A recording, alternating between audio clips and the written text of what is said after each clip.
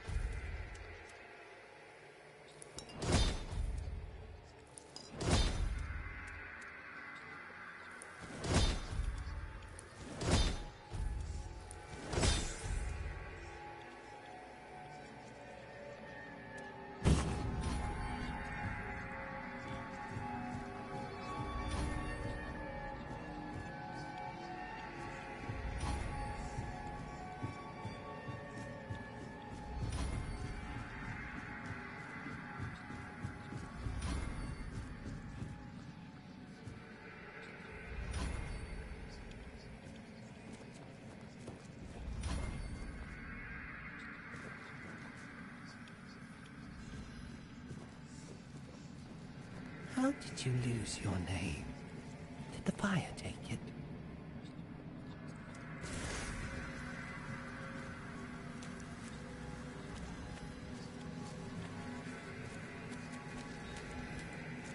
A drink a day keeps the clarity away.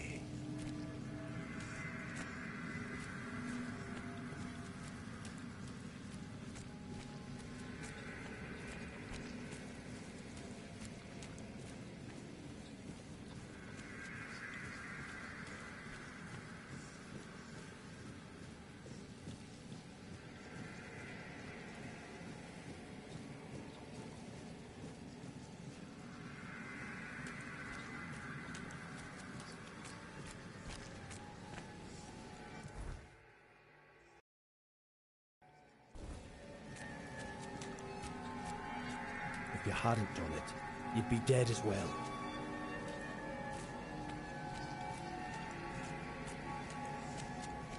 It would have happened anyway. You didn't have a choice.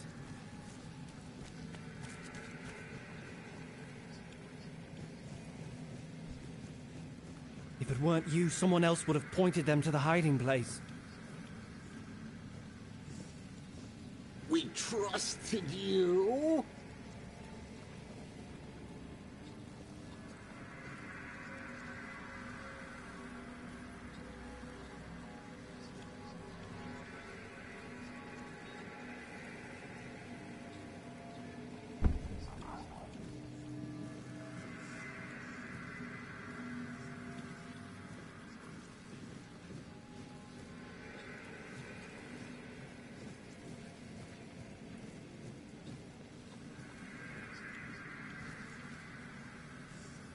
Wait! Just wait! There must be another way! Take me instead! Leave them alone! They didn't deserve this! Please! Let them go! Please! Wait! Just wait! There must be another way! Take me instead!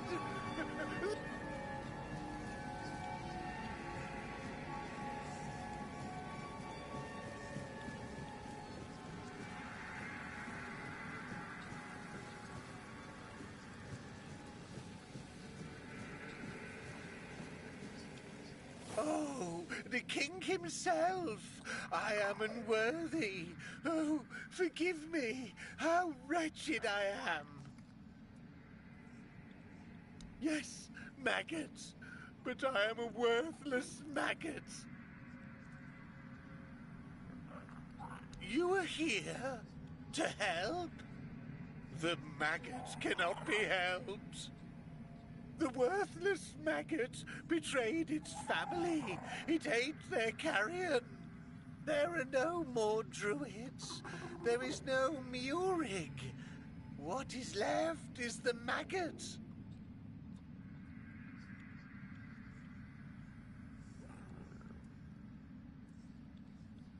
I ate them. The vile maggot ate the druids, then ate Murig. And now the maggot is all that's left. The maggot was born when Murig pointed to where his brothers were.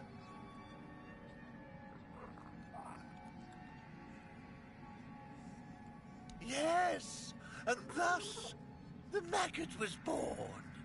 The maggot doesn't deserve to live. Would you like to kill the maggot? The maggot doesn't want to live. Mayorig gave birth to the maggot. The maggot ate Murig. But the maggot doesn't want to live. Kill the maggot!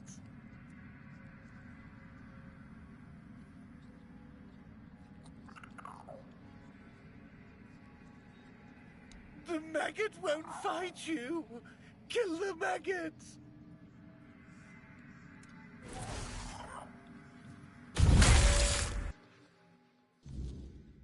Oh, there you are.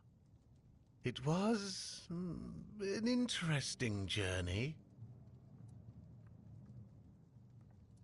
That was you? I was sure I was getting killed by King Arthur himself. It seemed strange that he was there, but my ability to speak seemed very limited. I felt that I wanted to die, which was nothing new, to be honest, but at the same time, I didn't. I put my trust in the king. Now, perhaps I should be grateful, and yet I feel like something inside me has died, something important.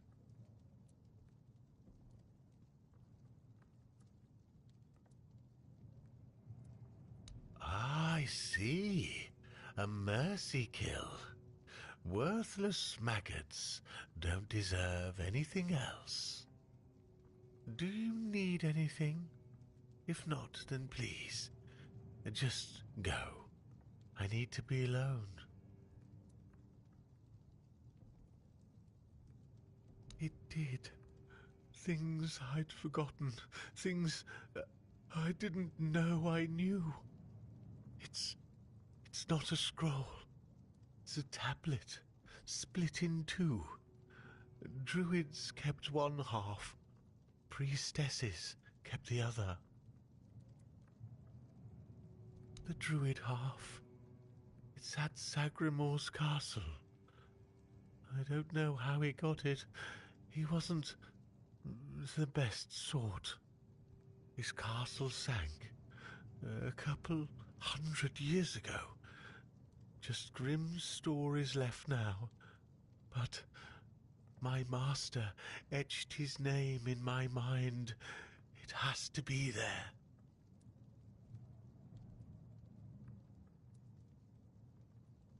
North of Connacht, near the old dam. Near means anything. Druids weren't precise. You'll feel it when you're close. The air gets heavy. The past lingers. Nianti. She knows. Priestess things. Ailey's too busy, so talk to Nianti. Do you need anything else? If not, then please just go. I need to be alone for a while.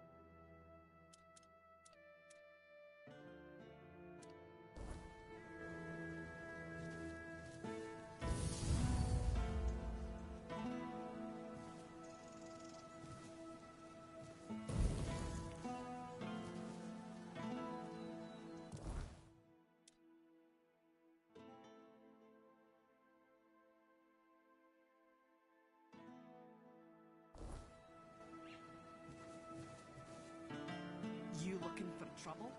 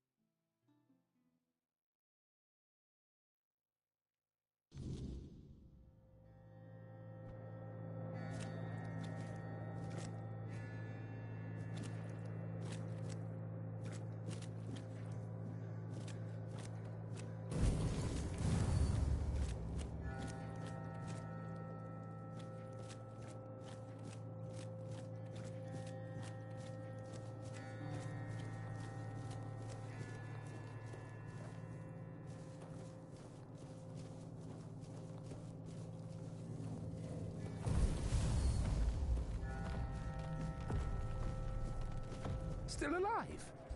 How revolting. Let's fix that, shall we? Why do you keep going? Surely you must see how pointless it all is.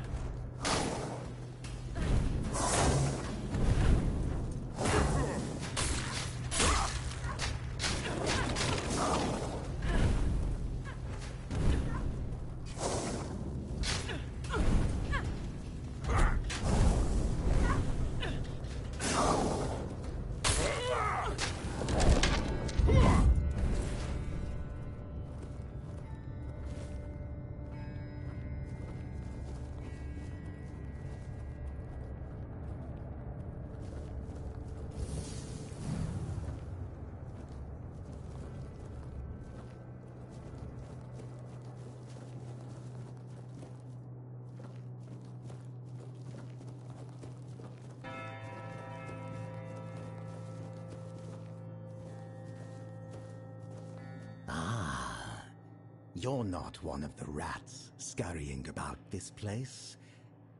Truth be told, you don't seem to belong here at all. Perhaps you shouldn't be here, eh? But in the grand scheme of things, it's none of my concern. Do you need something?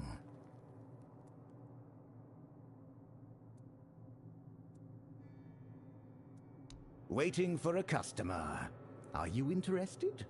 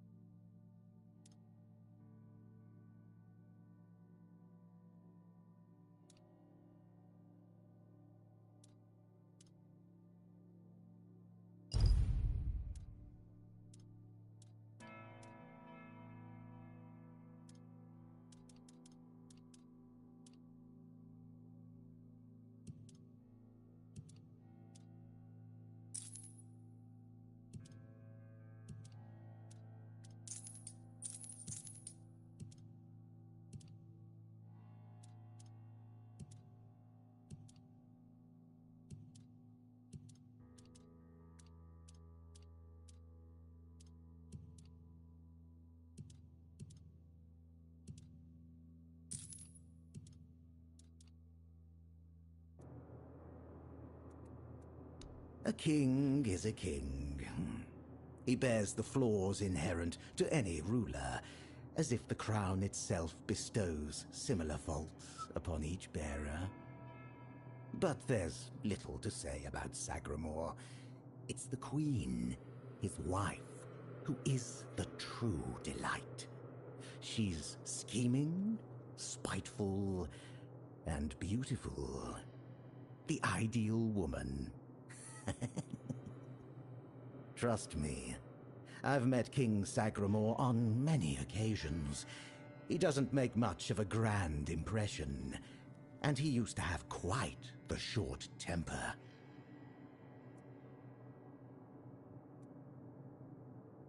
There's not much around here.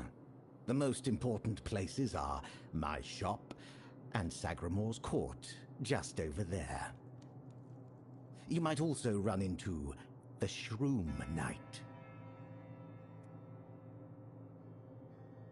The Queen's personal lapdog. Though he's a knight, he's a rat of the lowest order. I can't make heads or tails of him. No idea what he needs. If you want, go ahead and talk to him. I've grown tired of that fellow. Come back if you need anything else.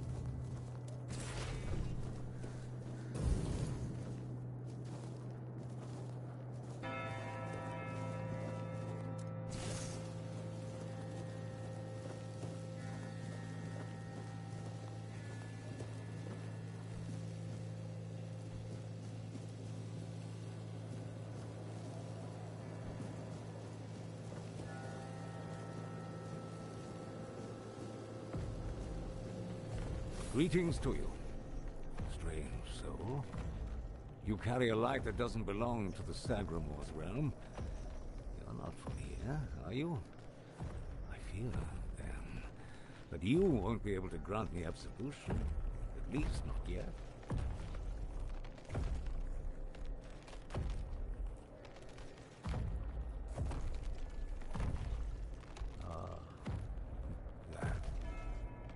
May be my only solace in this vale of tears. The fungus helps me keep my senses, attuning me to the rhythm of this forsaken kingdom, making me somehow understand. I feel the footsteps of the souls wandering about. I feel their ever unfulfilled needs and desires. The fungus conveys this to me quite clearly.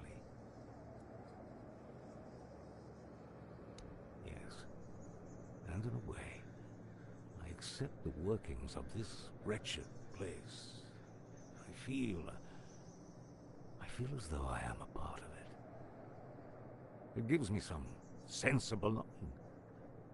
And perhaps there is another future for this realm. Perhaps if we are all connected here, forming one single organism, it might lighten our burden? Who knows?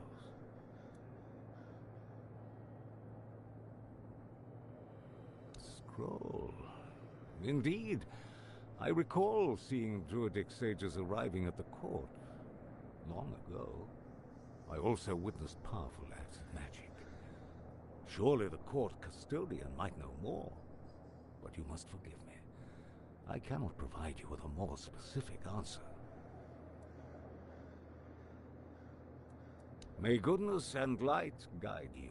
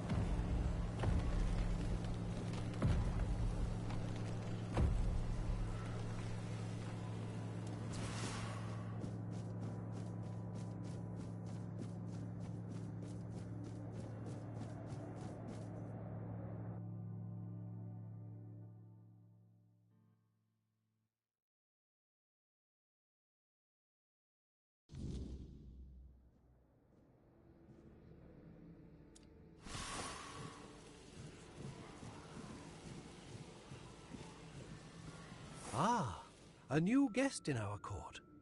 Welcome, stranger, to the humble halls of King Sagremore's castle. Are you here to seek an audience with the king and queen? Many are eager to see them, though most are the old regulars. I'm sure their highnesses will be pleased to see a new face. We haven't had many guests of late. Oh, no need to trouble yourself with me, my lord. I am but a simple custodian, a lowly servant of our gracious majesties. Though, if I had performed my duties better, perhaps there wouldn't be so much constant dying.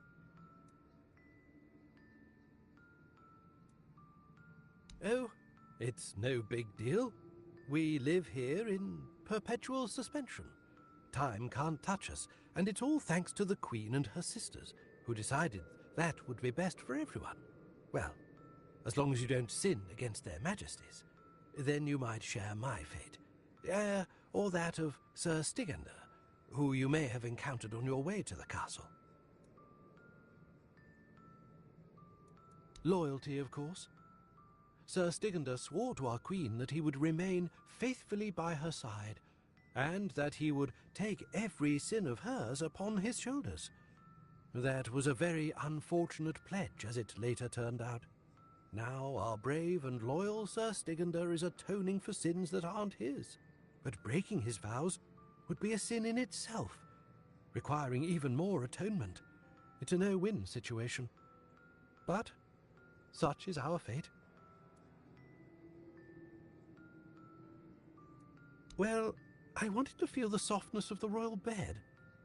No, don't look at me like that. It's not what you think. The Queen's honor is intact, at least where I'm concerned. But I happened to be in the chamber when King Sagremore appeared. He wasn't alone, and his companion wasn't the Queen. It was one of the Harpist sisters. But shush. The king didn't notice me, but the Queen caught on to my unease. She tried to force me to confess what I had seen. I think she suspected it involved one of the king's indiscretions. In the end, I was the one who paid for his sin. Oh well, it's the lot of servants to bear the burden of their lord's transgressions. Oh, I'm sure they will. But you might have to wait a bit. The king's schedule is completely full for the foreseeable future. And, before you ask, no, there's no way to speed it up.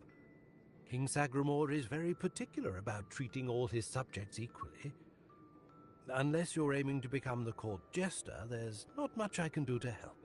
Though, now that I think about it, perhaps if the Queen's sisters put in a good word for you, you might just get to the front of the line.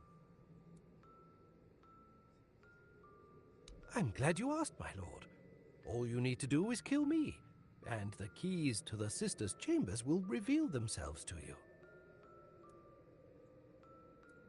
Exactly. For a brave adventurer like you, it should be no trouble at all. Go ahead. I won't fight back. I die more often and more efficiently than anyone else in this noble castle.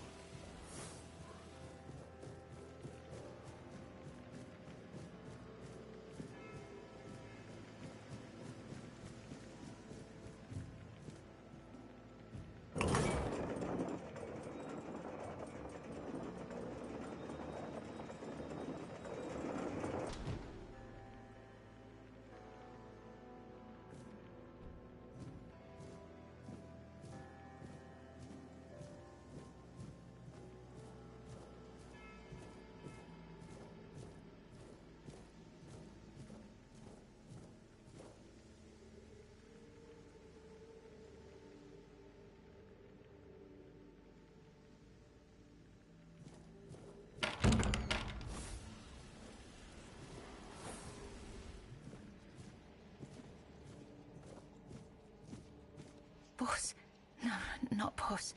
Pause in the letters. The letters to pause, to beloved. I write only letters to pause, to beloved. Yours, Claire. Sister has a tablet. Once she had it. Once, sister.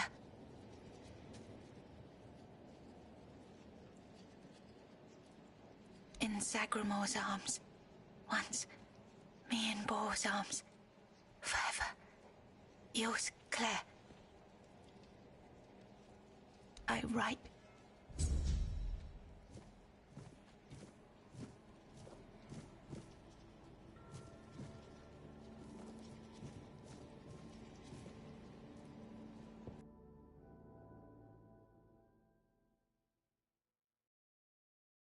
Once upon a time, there lived a young maiden named Claire.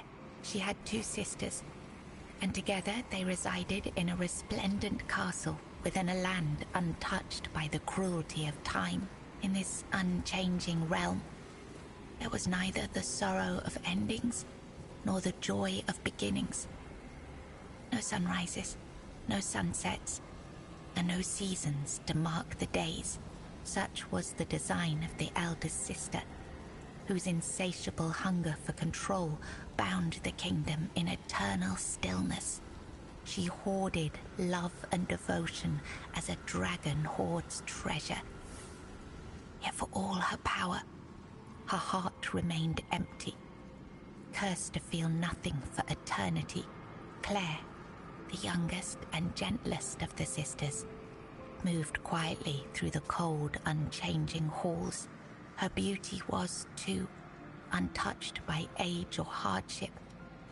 Yet unlike her sisters, Claire possessed a secret. A flicker of defiance against the curse that gripped their land. Her heart remained free, protected by a force beyond even her eldest sister's reach. True love. This love bound her to a noble young man named Bors, whose memory was her light in the kingdom's shadow, though torn apart by dark magic. Claire refused to surrender to despair. She knew that giving up hope would mean losing herself entirely, succumbing to the same cold emptiness that claimed her sisters. So she endured, her heart steadfast in its belief that love could shatter even the darkest of spells, and that one day, somehow, she and Bors would reunite.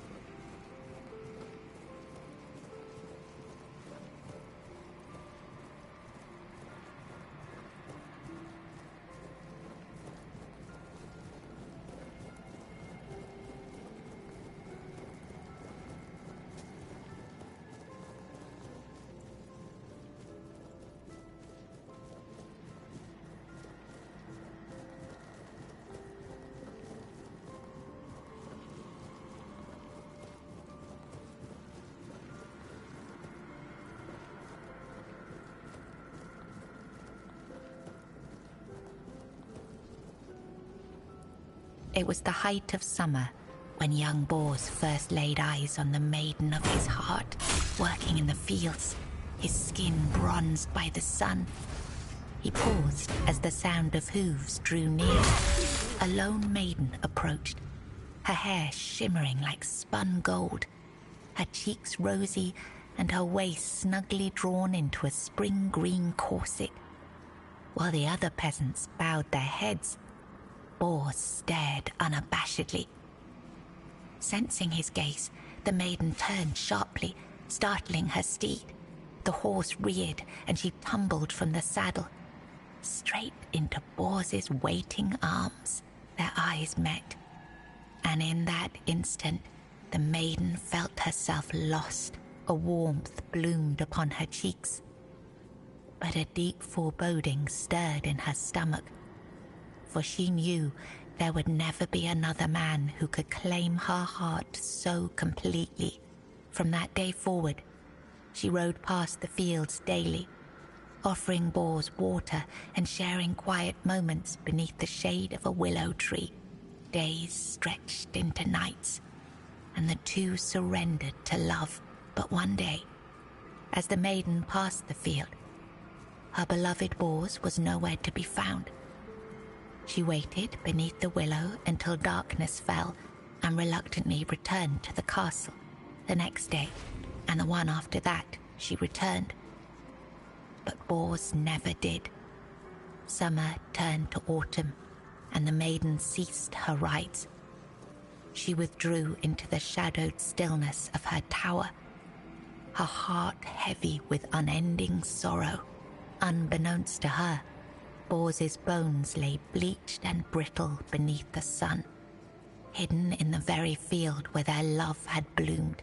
For in Sagramor's kingdom, no crime was graver nor punishment swifter than love.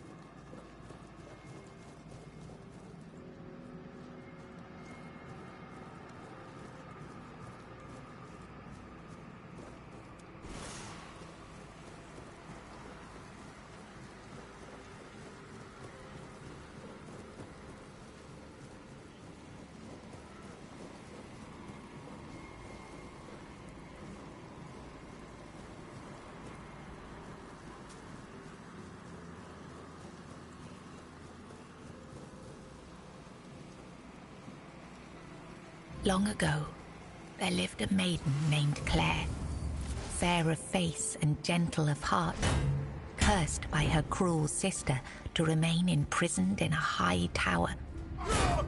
Forbidden to step beyond its walls or look out of the window, she spent her days weaving a tapestry of the outside world, a world she could glimpse only through the reflection in an enchanted mirror. Yet Claire dared not lift her eyes from the loom, for the curse was absolute. If she ever stopped her weaving to gaze out the window herself, the fragile thread of her life would snap. One day, the mirror revealed a grand procession on the road below. Among them rode a knight clad in gleaming silver armor, a sapphire cape following behind him. His warm eyes and copper hair struck Claire's heart with longing. Unable to resist, she rose and stepped toward the window for a glimpse of the gallant knight. The moment she moved, a terrible pain gripped her chest and the mirror shattered. Claire, knowing the curse had claimed her, fled the tower. She reached the road just as the procession passed, grasped the knight's cape, and collapsed. Sir Bors turned a sudden tug, leapt from his horse and caught her. Her breath grew faint, and she whispered, "Do not grieve, for I am glad to have seen you, my knight." With those words, her spirit departed. Sir Bors wept bitterly, for never had he seen a maiden of such beauty and grace. His heart swelled with both joy and despair, for he knew he would never again love another as he loved the fair and cursed maiden, Claire.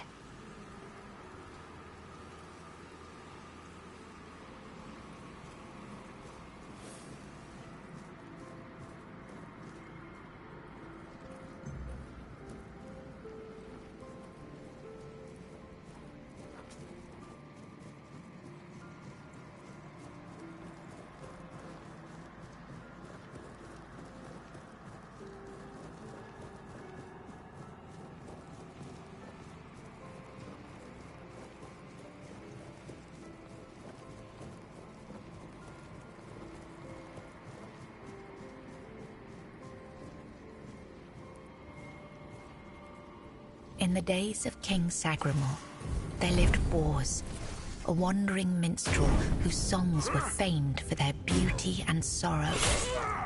Among his melodies was one that bore the weight of his heart, the ballad of a lady named Claire.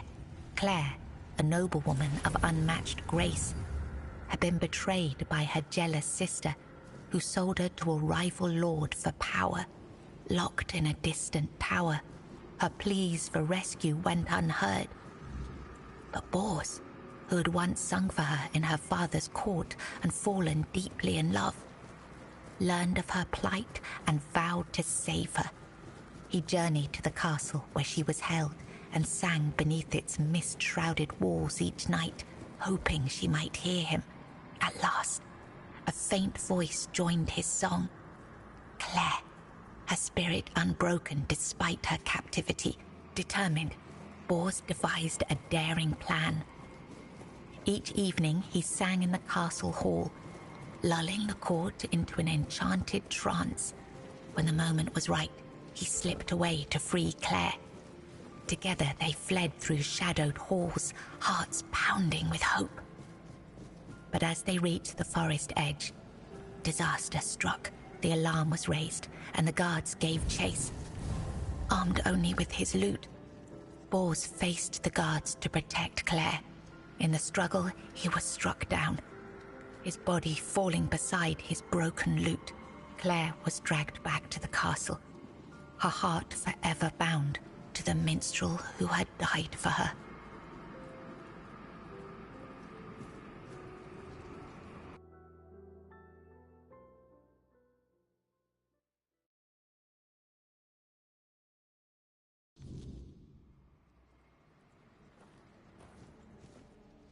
I was writing something important. Do you know what it was?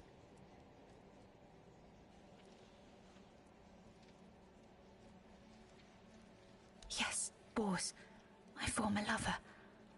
I have fond memories of him.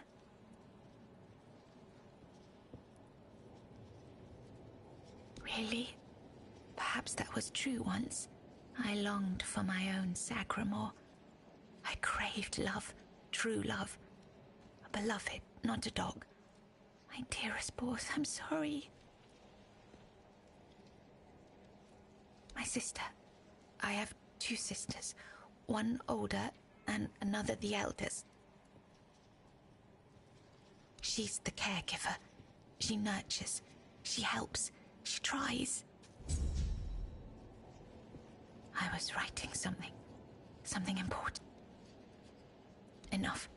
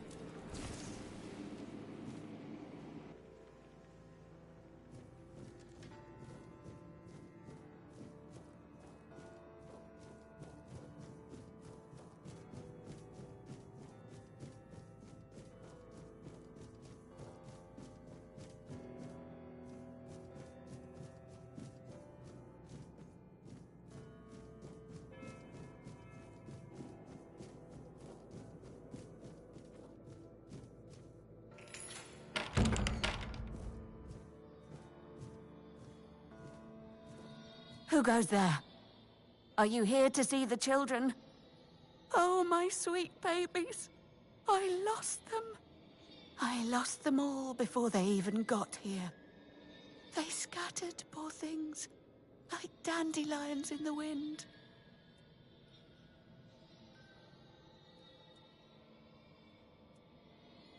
The Queen. She wants nothing to do with me. I failed her so terribly that she no longer wishes to see me.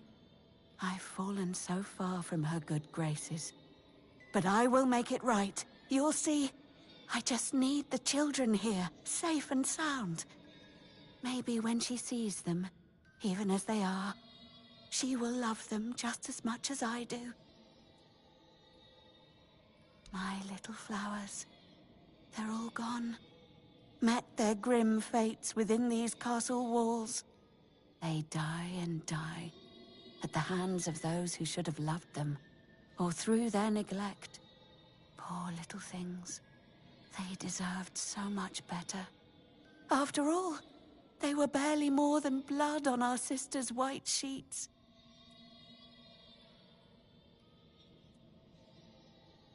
They are here because I wished for them so desperately. I hoped my sister would be happy. But you cannot force something that was never meant to be. Yet I tried, and tried, and tried. Now they haunt my dreams and waking hours, while the Queen has forgotten she ever carried them under her heart. Really? You'd do that? And you won't hurt them, will you? Please, I cannot bear to hear their cries anymore. I need them close, so I can watch over them as I was meant to. If I could keep that one promise I made to my sister, perhaps then I could finally know peace. Let me think. Let me think. Renaud, the Crown Prince, loved to stand on the balcony, gazing down at the gardens, watching the legacy that will never come to be.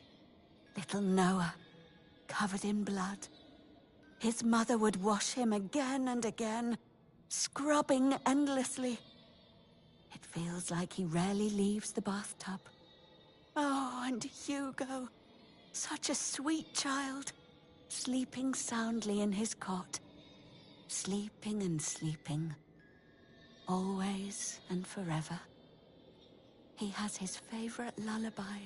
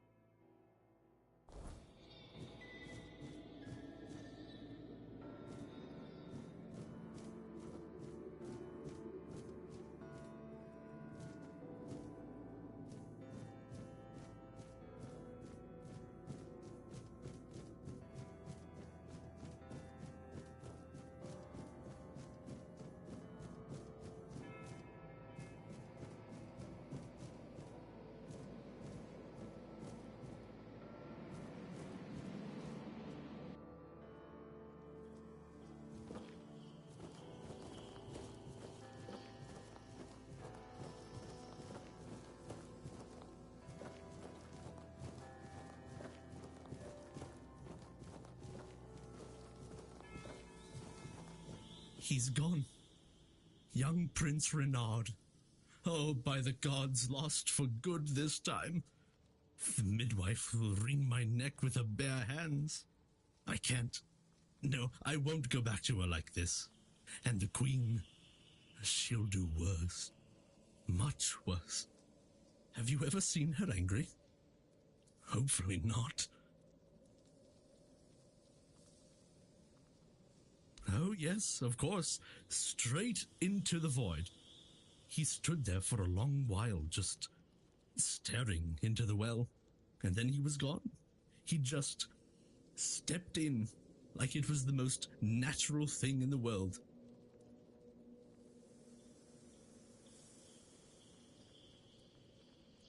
Oh, surely you don't mean to.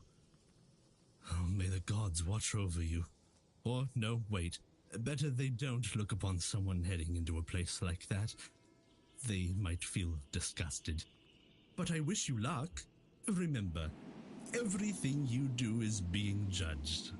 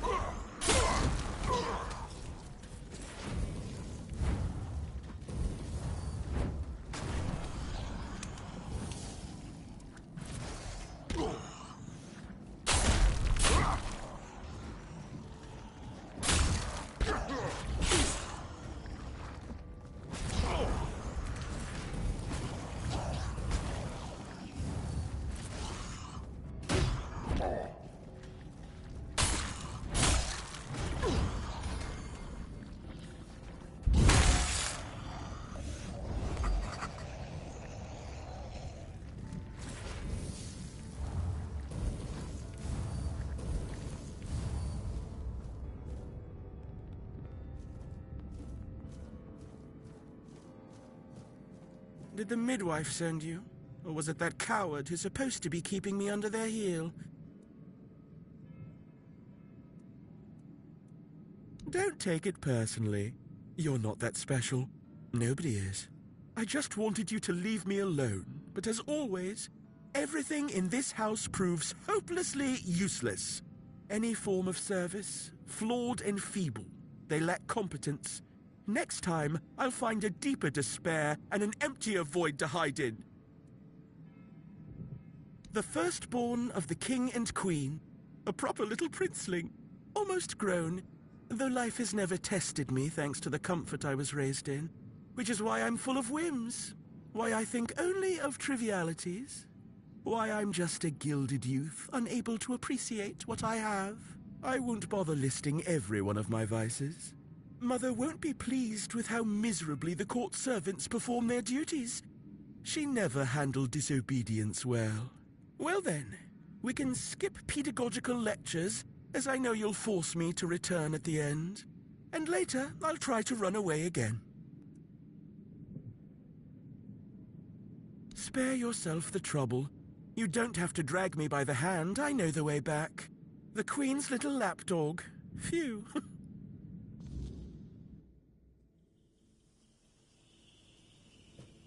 You found the young master. Joy, such great joy. I owe you a debt or two.